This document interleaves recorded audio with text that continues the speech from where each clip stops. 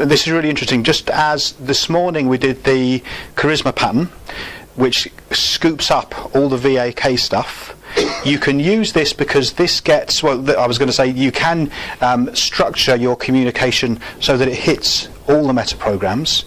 So for example, in terms of doing an NLP course, in the context of what we're doing this weekend, we might find that when we're dealing with clients that sometimes we encounter problems whereby we just can't get our point across, and when we just can't get a point across to the clients that we want to, then really we find it very difficult to actually move them forward.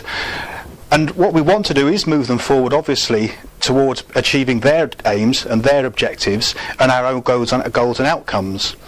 One thing that we can do is learn about NLP.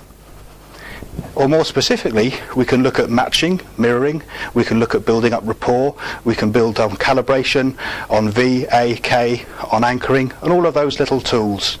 Now, only you can decide whether that's going to be really appropriate and how you're going to use these skills in your everyday work in the future, but there's a whole body of evidence that's been put together by people worldwide that suggests that these things really do work and really, really are useful. You've already realised that a lot of the stuff that we've been doing over this weekend, you know already. It's stuff that you already do. It's very similar to the daily things that you do. But at the same time, there's been some subtle differences and also perhaps some new things that you've been doing as well. And because we've been doing all of this, there's a whole world of possibilities that can open up. So just think about what those possibilities might be right now for you in terms of using these skills in the future. And at the same time, you can get to that place just by following a few simple steps, practicing these techniques just by learning any other new skill.